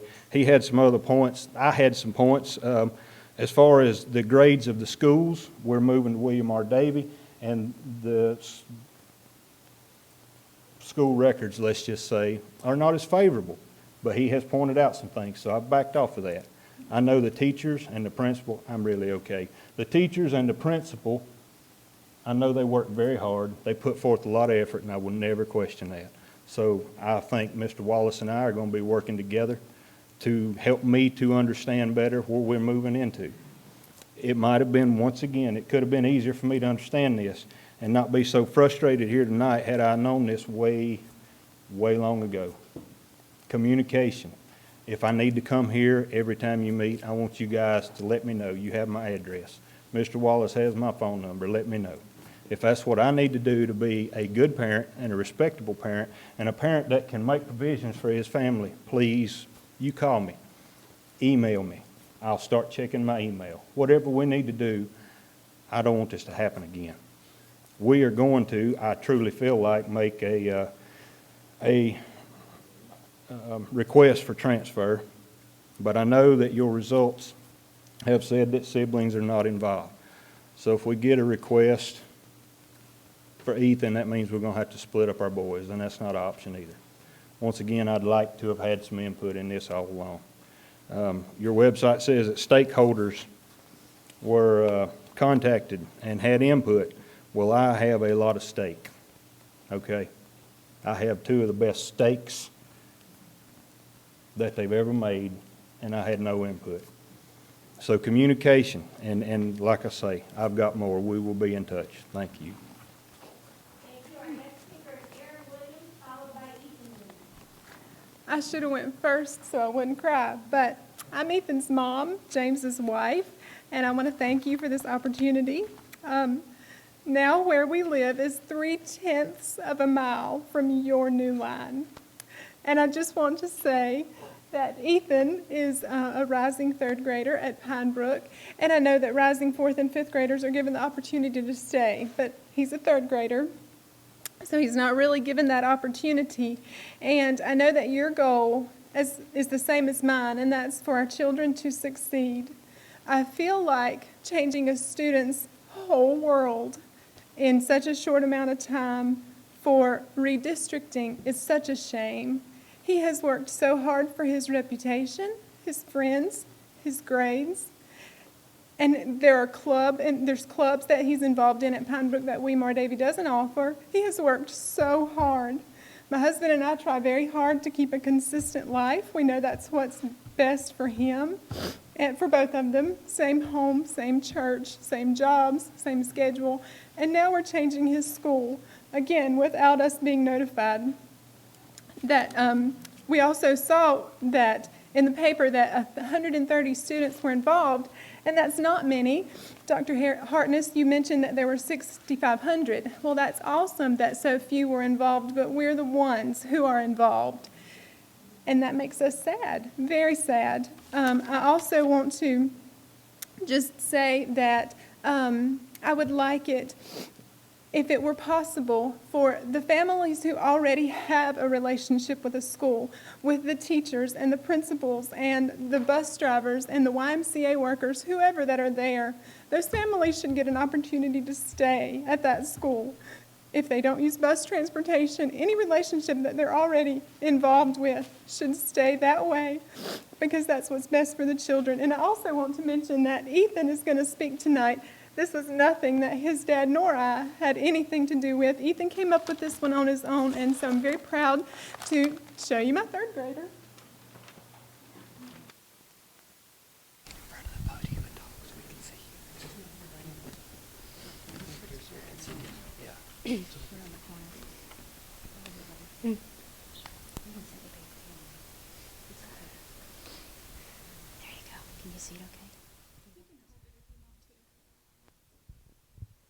Dear School, my name is Ethan, and I go to Pine Brook. This comes from deep within my heart, and that I can stay at Pine Brook. Pine Brook makes better grades. Pine Brook makes, I was even going to play football there. I am very mad because none of this is fair. Pine Brook has a good news club, and WMR Davie doesn't. I have made it halfway through my elementary years. Me and my friends are Christians, and we want to go to the same school. I pray to the Lord Almighty that I may stay at my home school. I've learned a lot, and I will not forget it. I've learned a lot about Pine Brook pride, and I want to keep it at Pine Brook.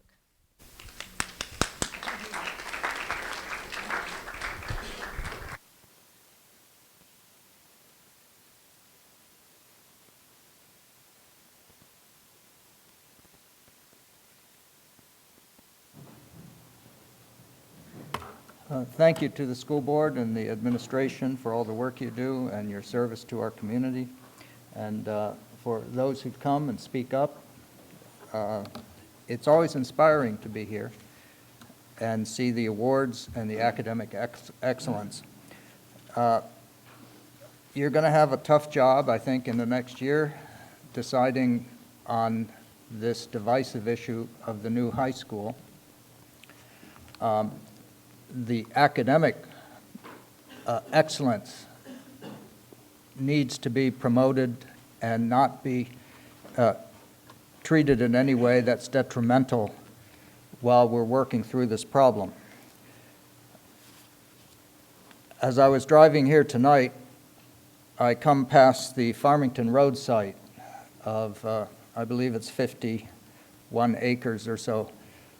And it's exactly 1 mile north of the interstate on I-40 on Farmington Road.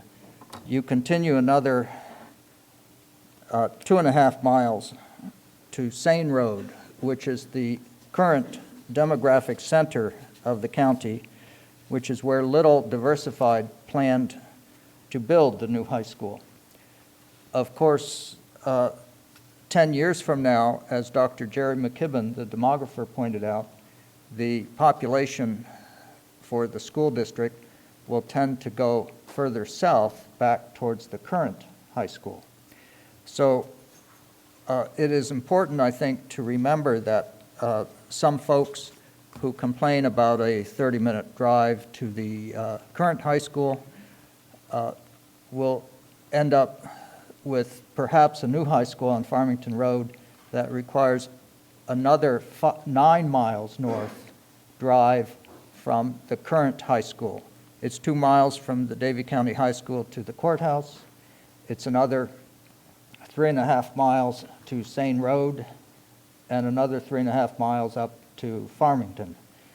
I hope that this is considered when you think of redistricting and the time involved getting your kids to school. Those of us who are really keen for the best we've seen in education here in Davie County, very impressive. When you go visit other high schools, the folks remark about how important Davie is, whether it's sports or academics, and we very much appreciate that effort and the academic quality. And Davie County High School compares very favorably to these other high schools. So I would like to congratulate you on your work. I think the effort in being transparent to the entire community of Davie County about what we can afford and how we can pay our teachers better with perhaps the merit increases or the additional supplements. If the state maintains a freeze or does not improve the reimbursement to teachers, then the county has to consider that as part of its job. And with the difficulty in increasing tax rates, I think we have to work on the on an incremental improvement, such as what we talked about a year ago was getting rid of the trailers. And it's hard to believe, but at this time, the projection was that we'd probably have the 24 new classrooms ready in a 2-story building and not have to deal with trailers in the next year of the high school. So I really appreciate the fact that you're working hard on this and making sure that you're as transparent as possible with the community. Thank you.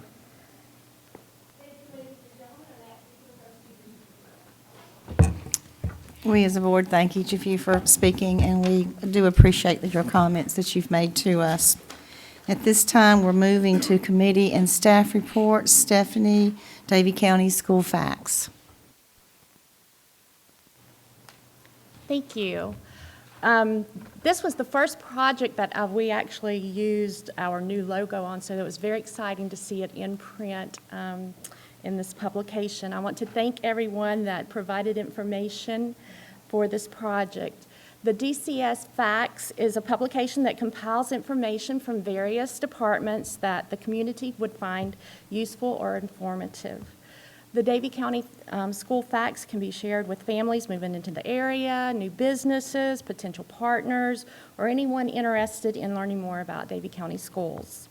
There's a listing of the schools and phone numbers along with the members of the Board of Education and the superintendent.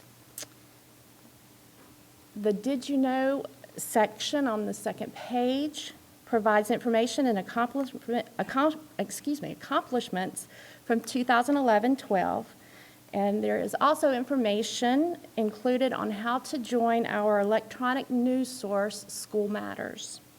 Copies of the Davie County School Facts can be printed as needed, and this tool is also posted on our website.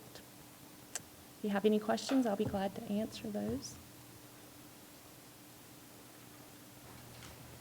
Anyone have any questions for Stephanie?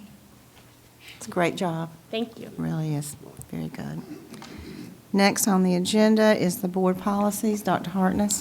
Thank you, Madam Chair. Board, you have a list of board policies attached to this agenda item. There's a number of policies I'd like for you to consider over the next month. This month, they're there for review. These are recommendations from the School Boards Association, who manage our policies, of changes to policies related to legal requirements or changes in the law there, and also changes that took place as a result of legislation last year related to graduation requirements. I'd pay close attention to policy 3460. The graduation requirements for our students have changed over the past year, and also there's an addition to policy 3460 that's a recommendation of our dropout committee that you consider next month. So these policies are for review. I would ask you to closely review those and submit any questions to my office. Give me a call, send me an email, and we'll be glad to discuss those and ask you to consider adopting those in March. Thank you. Also, board and staff, it's Mr. Wallace, Davie County Early College Calendar for 2013. Yes, ma'am. Thank you, Madam Chair. Board, I included the early college high schools calendar in this, for your consideration, and it is 180 days. And of course, it's a little bit different than the traditional calendar, but as you well know, that's to our students. They have to build a calendar based upon the schedule at the community college. And then once, and Ms. Lynch and her staff try to accommodate as much as they can with our other school calendar. So a few differences, obviously, again, as you're well aware of, the start date, the end date, and but again, we try to, as you can see, our spring breaks. I'm pretty sure I have my other calendar there aligned there together. So anyway, I'll be glad to try to address any questions, and if there are any. So we vote on this next month. This is That's information correct. only. Yes, just so for it's information only. I'm sorry. Yes. information. Yes. Any questions of Jeff? Okay. Jeff, you're on again, the Cool Me Project. All right. Thank you. Let me switch notes here. Well, I am proud to say to you that this past month, we did finalize and pay all of the bills and sign all the documents for the Cool Me project. And I want to thank Tom Evans and Michael Spillman for and others that helped out with that project. But just a brief summary of what happened there. As you well know, we went in to renovate the kitchen area and the cafeteria area.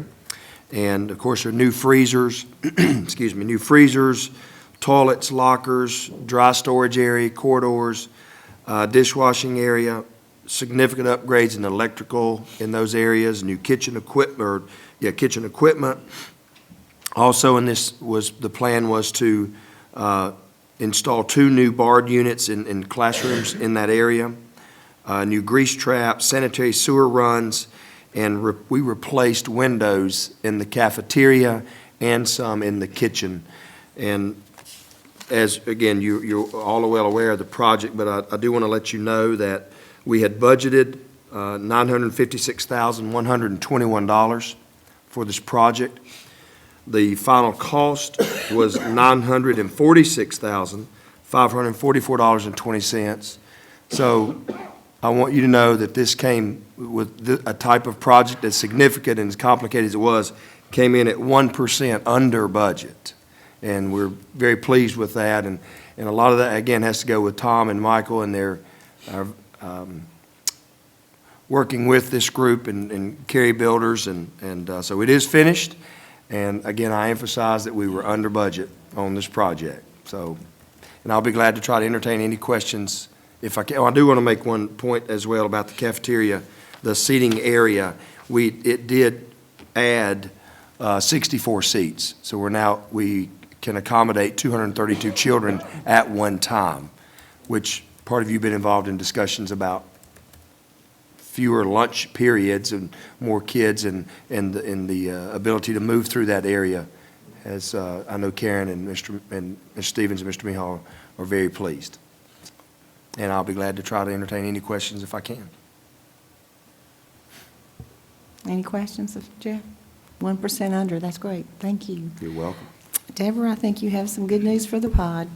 I do. Thank you, Madam Chair, members of the board, Dr. Hartness. Going back to Mr. Wallace and the Cool Me project, I would hope that this was obviously Mr. Wallace's first major project as the Assistant Superintendent of Operations and HR, and I hope this, in the future, all projects will come in under budget.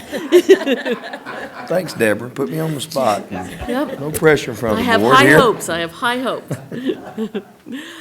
Getting on to the sale of our surplus property, the early college pod modular classroom. We advertised that on Gov Deals with a bid end date of December 12th. And the buyer is Modular Building Associates out of Coppell, Texas. And the price paid was $21,101, and then we have a fee to Gov Deals, and that's about $1,583. The pod is still there. They will remove it in the next month or two. I think they're waiting for the ground to harden up a little. It's a little soft. We've had, a lot of rain lately and that sort of thing. So the pod has sold. Yay, thank you, super. Also, go ahead with your donation report, please. I have there for information for you. This is the first donations report that I've done this year, so it lists all our donations since July 1st of 2012 up until last week, and every school, several of our departments also are reporting donations, and we are very, very fortunate to have a very generous community that we live in. As you can see here, these donations represent over $75,000 of funding that has come into our schools in the last 7 months. So that's there for your review. Any questions of Deborah on either one of those, the pod or the donations? Okay. We are now ready for board comments, and I'll start with Paul.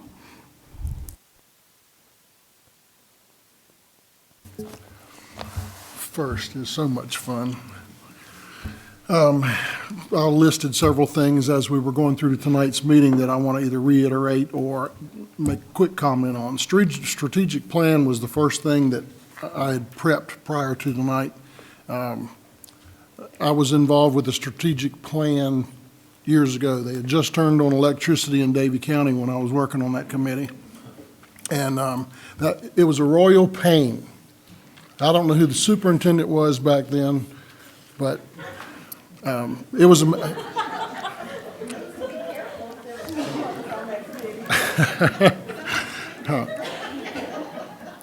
Hey, how are you? All of the folks that worked on that strategic plan, my hat's off to you for the amount of time and effort that went into it. I was not involved this time. Thank you, Barbara. But I know what goes into that kind of process, and I know that the work and effort that went into it was a lot. So for those of you that were on that, this A to F grading system that's coming up in the near future, part of this was in Dr. Hartness's report. Back during the campaign for Board of Education, one of my comments at one of the forums was that the new curriculum that was coming to town, in everybody's town, and the grading and the curriculum training and teaching that had to go was going to cause a world of challenges for school systems. I'm really proud of the staff and the administrators and especially the teachers who have been flexible to come up with the changes necessary to achieve what it took to get ready for this point. And just an observation, if the other board members didn't catch it, we are into a system of new an education platform, if I can use that word, with no known grading of that yet. So it's got to be an exciting time to be a teacher and or an administrator. So hats off to those folks that are involved in those changes and getting prepped and ready for the end of the first year that you don't know what's coming yet. It has to do with accountability on a statewide level, and that's a touchy situation. Congratulations to Tom Evans. I think he has left the building, but it was really good to hear the comments that everybody had to say about Tom. The other ones that were recognized tonight, it's just a good time to hear about the results of people's work. I saw an email, I think we all saw a copy of an email about our Davie County student in Korea. I think everyone knows about that. That kind of news is just really, really good to me. Good to hear. And that's enough. Thank you. I just want, excuse me, I just want to thank everybody for coming tonight. It's been a very positive meeting. Appreciate all the hard work. want to mention Tom and on his retirement. I'm sure he'll have plenty of, I noticed he had several grandchildren, so he'll have a lot to do. And Ms. Martin, I want to congratulate her on the Teacher of the Year. I remember when she started, so we go back a long ways.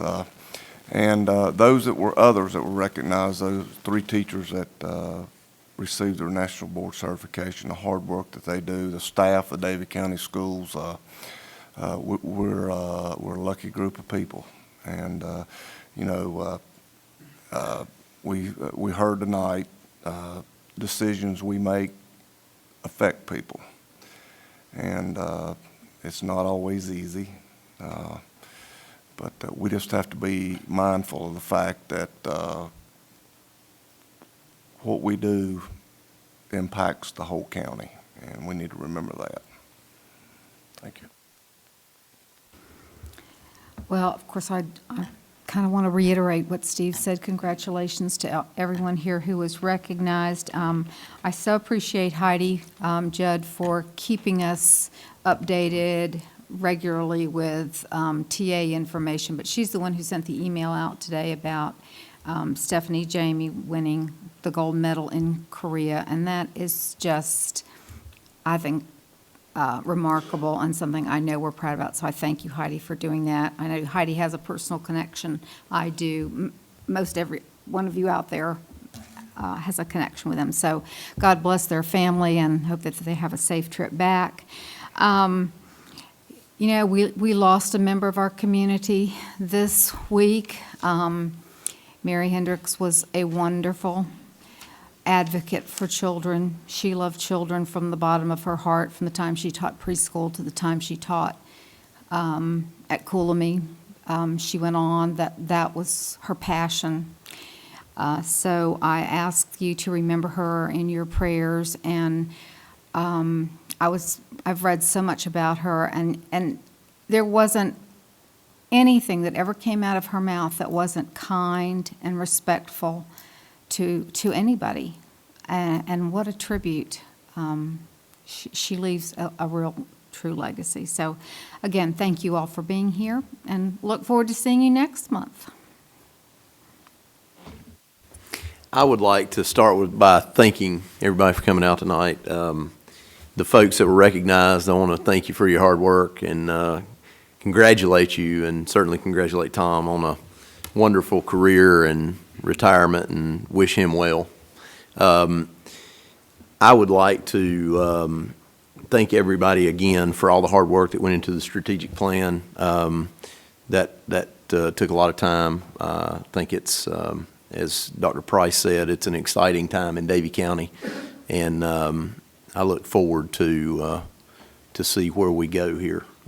We have a lot of good things happening, and it's an exciting time. Thank you. I, too, am proud of the ladies and gentlemen that we honored tonight. They are the best of the best, and they exhibit that every day, and they make me proud to be on this board and to have the opportunity to have worked with them. Also, Scout Troop 575 from First Baptist, thank you so much for being here, and we do appreciate the work that you do, and don't forget your food bags when you leave. The strategic plan. When I came on board 5 years ago, there were 2 things I wanted to happen as a personal. One was facility plan and facilities coming forward. Another was a long-range strategic plan. I cannot tell you how excited I am as an educator, a retired educator, to see these things coming together. I see the faces of these educators. I know what they do. And educators aren't just the teachers and TAs in the classroom. They're the nutrition workers. They're the facility people. They're the maintenance people. They're the bus drivers. Everybody plays a role. And in this strategic plan, every one of you played a role. And board members, that first day, we sat down with Dr. Price, and we poured our hearts out to him as what we envisioned as Davie County to be. I commend you for doing that. I also commend the community and everyone for doing that. And the vision statement that we will be a national model in creating educational excellence, I know it will happen. And it will be personalized. It will be inviting. It will be there. And we will do that through respect, through dedication and commitment, through teamwork, through integrity, and that setting those high expectations. I'm proud to be in Davie County, and I thank each of you. And I'm going to leave you with one thought. We've lost a lot of people in our community over the past several months.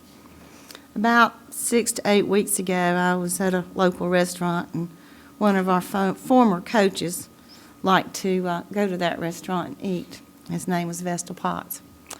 And Vestal, when I went to Shady, was a community person. He kept up with everything that was going on. And every week he would come in and he would tell me if I was doing a good job or not. And Vestal was always positive and always supporting. And I want to say this to Vestal. You asked me that's one weekday, Monday or a Tuesday at lunch, if I would take you for a tour of the new facility because you wanted to see it. Well, Vestal, you're going to go with me one of these days, and I'm going to try and keep my promise. You may not be standing with me side by side, but you are in our hearts, and the legacy that you've left this county is outstanding. And he is Davie County, and so are we, and we are going forward. Thank you. Well, when you go left, there's not a lot, or go last, there's not a lot left to say. I just want to reiterate basically what everyone said. What else can I say? I do want to tell Miss Martin, though, because she does have my 6th grade son in his transition year, that she does have my permission to let me know if he's not transitioning so well. So, but thanks, everybody, for coming out tonight. I know I'm sure there's other things you could do, but we do appreciate you coming out. Thanks. I will entertain a motion to go into closed session. Do I have... Do I need to read that thing? I assume you're going into closed session in the technical terms in the motion, but to preserve the attorney-client privilege to discuss student and personnel matters. Is Thank that you. correct? That's correct. Well, Thank you. Thank you. I'm sorry. No. Do I have a motion for that? So moved. Steve, and a second. Chad, all in favor? All right, we'll go into closed.